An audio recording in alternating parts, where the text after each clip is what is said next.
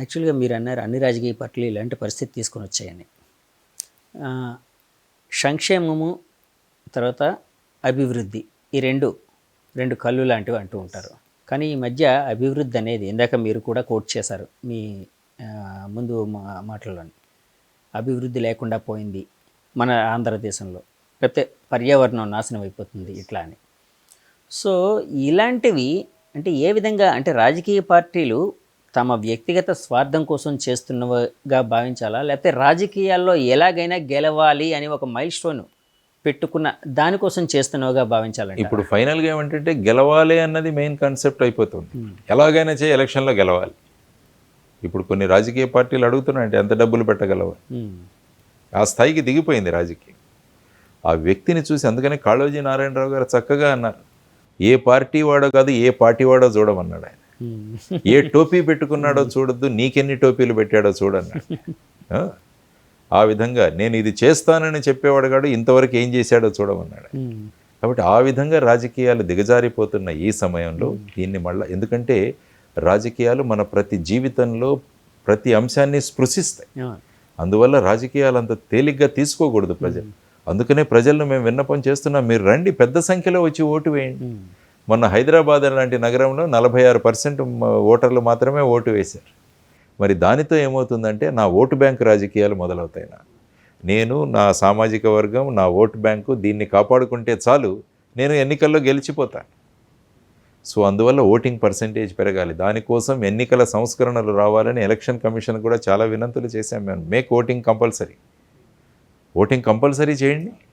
Voting చేయని వాళ్లకు మీరు ఏవైనా కొత్త ఇవి విధించండి, ఇన్కమ్ ట్యాక్స్ పెంచండి, లేకుంటే వాళ్ళకు వచ్చే సవలతులు తగ్గించండి. ఇవన్నీ కూడా చేసినప్పుడు ఏమంటే ఓటు బ్యాంక్ రాజకీయాలు, డబ్బు పంచడాలు ఇవన్నీ కూడా తగ్గిపోతాయి. ఎందుకంటే తక్కువ ఓటింగ్ అయ్యే కొద్దీ నేను వాళ్ళని ఎలా ఆకర్షించాలన్న దాంట్లోనే పొలిటికల్ పార్టీలు బిజీగా ఉన్నాయి. దానిలో ఈ విధంగా ధనము అవి ఇవ్వడం కూడా ఆ విధమైన భావాల్లో చేస్తాం. ఇప్పుడు మీరు పార్టీ నడపడానికి ధనం అనేది అవసరం లేదు అని ఇందాక అన్నారు. అంటే అవసరం లేదండి, మినిమం దానికి కావాల్సిన ఖర్చు, ఆఫీస్ ఖర్చు, డబ్బులు పంచడానికి, వీటన్నిటికీ చేస్తే మన దగ్గర మనం ఏమీ చేయలేం. అంటే మీరు ఆ మధ్య జనసేనలో ఎందుకు చేరారు అనేటప్పుడు జీరో బడ్జెట్ పాలిటిక్స్ అనేవి నన్ను ఆకర్షించాయి కాబట్టి చేరాను అన్నారు మీరు. అలాగే మీ పార్టీ కూడా జీరో బడ్జెట్ పాలిటిక్స్ చేసే అవకాశం ఉందా sir? Definite. Zero budget politics అంటే ఏంటంటే ఎలక్షన్ కమిషన్ ఎమ్మెల్యేగా పోటీ చేసే అభ్యర్థికి ఒక మ్యాక్సిమం లిమిట్ పెడుతుంది. ఇంతకుముందు 25 లక్షలు ఉండేది, ఇప్పుడు 27.5 లక్షలు. ఎంపీకి ఇంతకుముందు 70 లక్షలు ఉండేది, ఇప్పుడు 77 లక్షలు అయింది. కాబట్టి ఈ పరిమితులలో ఉండి మనం ఎలక్షనీరింగ్ చేసుకోవాలన్నది జీరో బడ్జెట్ పాలిటిక్స్. అంటే నాట్ జీరో అంటే వాళ్ళు వినియోగించిన అంతకన్నా ఎక్కువ మీరు ఖర్చు పెట్టలేరు, ఎందుకంటే ఖర్చులు ఉంటాయి.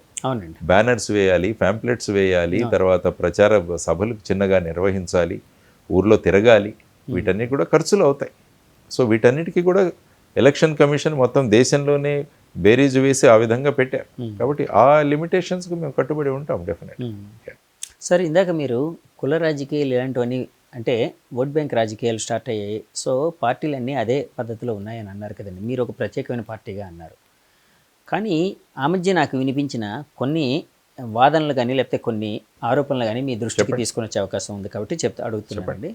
జేడీ లక్ష్మీనారాయణ గారు స్పీచెస్ అలా చాలా చెప్తూ ఉంటారు, ఒక మంచి విషయాలు చెప్తూ ఉంటారు. కానీ ఆయన కూడా కమ్యూనిటీ పిక్నిక్స్కి వెళ్ళిన సందర్భాలు అయితే ఉన్నాయి అని అన్నారండి కొంతమంది. అందులో నిజమెంత సార్?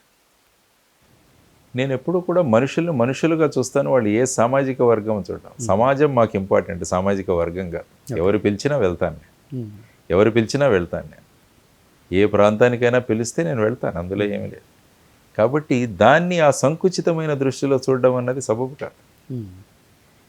సో ఆ విధమైన భావనలు ఎప్పుడు లేదు. ప్రతి వ్యక్తిని వ్యక్తిగా చూడే భావన నాలో ఉంటుంది ఎప్పుడు కూడా. వాళ్ళు ఏ కులము, ఇంతవరకు నా ఫ్రెండ్స్ ఏ కులము నాకు తెలియదు ఇంతవరకు. మేము చదువుకున్నాం చిన్నప్పుడు 12 సంవత్సరాలు కలిసి చదివిన వాళ్ళు కూడా వాళ్ళ సామాజిక వర్గం గురించి ఎప్పుడు మాకు తెలియదు ఇంతవరకు కూడా. సో ఆ విధమైన వాతావరణంలో పెరిగిన వాళ్ళు. ఒకప్పుడు అలాంటి వాతావరణం ఉండేది కదా సార్, ఇప్పుడు ఎందుకు సార్ మాట్లాడితే కులమే ప్రధానం అయిపోయింది అంటారు?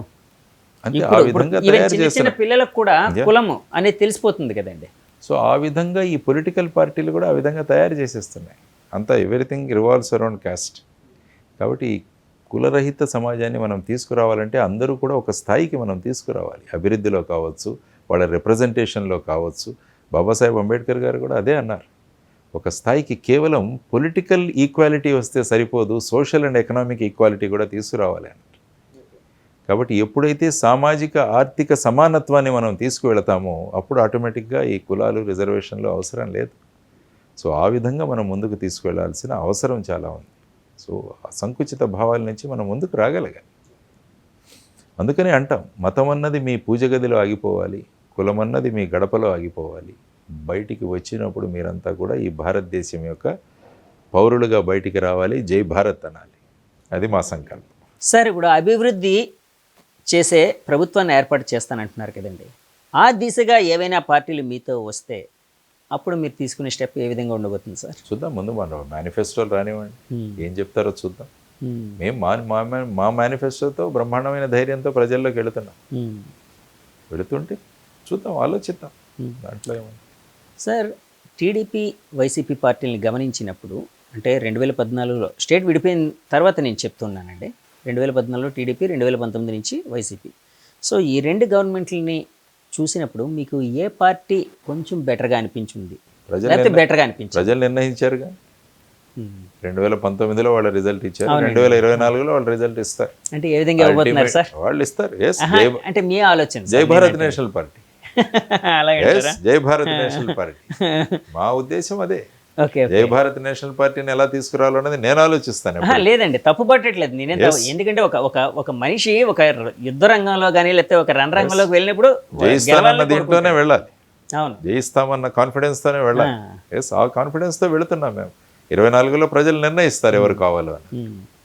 సో షర్మిల గారు, యాక్చువల్గా మీరు ఇందాక అభివృద్ధి కోసం మాట్లాడట్లేదు అంటే ఏవో పొలిటికల్ స్పీచెస్ ఇస్తున్నారు అనే ఒక సెన్స్లో అయితే ఒక మాట అన్నారు. అభివృద్ధి ఏం చేస్తారో చెప్పాలి, ఆ కాలంలో ప్రత్యేక హోదా ఎందుకు ఇవ్వలేదు అన్నది కూడా సమాధానం చెప్పాలి.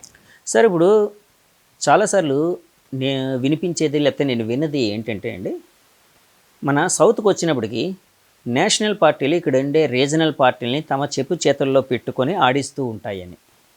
సో మోడీ గారు వచ్చిన తర్వాత అది ఇంకా ఎక్కువైందని కొన్ని చోట్ల వినిపిస్తుంది. కొంతమంది లేదు, ఆయన ప్రజాస్వామ్యబద్ధంగా వెళ్తున్నారు అన్నట్టు కొంతమంది అంటున్నారు. మీకేమనిపిస్తుంది సార్? మరి మనకు ప్రత్యేక హోదా ఇవ్వలేదుగా. ప్రత్యేక హోదా ఇస్తామని 10 సంవత్సరాలు ఇస్తామని మేనిఫెస్టోలో పెట్టి ఇవ్వలేదుగా. మరి అడిగిందే అమ్మైనా పెట్టదంటారు. మన వాళ్ళు అడగాలిగా, మెడలు వంచాలిగా. ఇవన్నీ కూడా ఆలోచించాల్సిన అంశాలు. సార్, ప్రత్యేక హోదాకి సంబంధించి ఒక ప్రజా ఉద్యమం లాంటిది, అంటే ప్రజా ఉద్యమం అంటే నా ఉద్దేశం ఎవరైనా చంపని అలాంటిది కాదండి, అంటే ఒక శాంతియుత మార్గంలో. ఇప్పుడు మేము చేస్తున్నది అదే. ఇప్పుడు స్టూడెంట్స్ని కలవడం, మిగతా వాళ్ళతో మీటింగ్ పెట్టడం, ఇది ఒక అవేర్నెస్ క్రియేట్ చేద్దాం.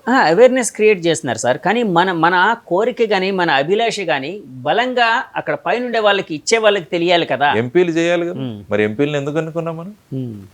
అంతంత మెజారిటీతో ఎందుకు గెలిపించాం? సరే, రాజకీయ పార్టీలు ఒక బూర్జువా ప్రజాస్వామ్య వ్యవస్థ అని కొన్నిసార్లు మాటలు వింటూ ఉంటాం, కొన్నిసార్లు బుక్కుల్లో చదువుతూ ఉంటామండి. ఫర్ ఎగ్జాంపుల్ అలాంటి పరిస్థితుల్లో ఉన్నాయని అనుకుందాం సార్. కానీ ప్రజల్లో ఒక చైతన్యం తీసుకొచ్చి ప్రజావాణిని అక్కడి వరకు వినిపించే దిశగా 24లో వినిపిస్తారు ప్రజలు. 24లో వాళ్ళ వాణిని వినిపించబోతున్నారు ప్రజలు. ఆ లోపల ఏమైనా సాధించగలమా అన్నదే మేము ముందుకు వెళుతున్నాం. ఎందుకంటే మళ్ళా వచ్చి ప్రతి పార్టీ మాట్లాడతారు, మేము ప్రత్యేక హోదా కావాలి ఆంధ్రప్రదేశ్ అని అంటారు. మీరు 10 సంవత్సరాల్లో ఏం చేశారు?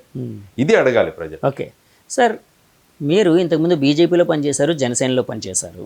బీజేపీలో నేను పనిచేయలేదు, కానీ కొంత లైక్ మైండెడ్గా ఉండేవారు కదండి, అంటే వెళ్దాం అనుకున్నారు.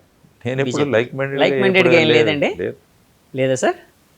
ఓకే, జనసేనలోనే చేరారు. జనసేన నా ఫస్ట్ పొలిటికల్ ఎక్స్పీరియన్స్. నేను పార్టీలో జాయిన్ అయింది జనసేన నుంచి బయటకు వచ్చి ఇప్పుడు జై భారత్ నేషనల్ పార్టీలో ఉన్నాను. సో ఆ పార్టీ నుంచి ఎవరైనా ముఖ్యమైన నాయకులు మీ దగ్గరికి రావడం, మీ పార్టీతో లేకపోతే మీతో కలిసి వెళ్ళడానికి అలాంటి సంకేతాలు ఏమైనా అందుతూ ఉన్నాయండి మీకు? ఇప్పుడు ఏంటంటే అందరూ పొత్తులు వీటి గురించే మాట్లాడుకుంటున్నారు అందరు. సో ఇవన్నీ అయ్యాక ఎవరైనా వస్తారంటే వెల్కమ్. వాళ్ళ దీన్ని బట్టి, వాళ్ళ ఆలోచనలు విధానాలను బట్టి మనం వాళ్ళ క్యాండిడేచర్ గురించి ఆలోచిద్దాం. అందులో ఏమీ లేదు. Let them come. ఎవరైనా చేరాలనుకుంటే మోస్ట్ వెల్కమ్. ఇప్పుడు ప్రజలు చాలామంది వస్తున్నారు మా దగ్గరికి, చాలామంది క్యాండిడేచర్స్ ఇస్తున్నారు. They are all welcome. వాళ్ళ స్క్రీనింగ్ కమిటీ ఉంటుంది, స్క్రీనింగ్ కమిటీ యొక్క డిసిషన్ బట్టి ఆధారపడి ఉంటుంది.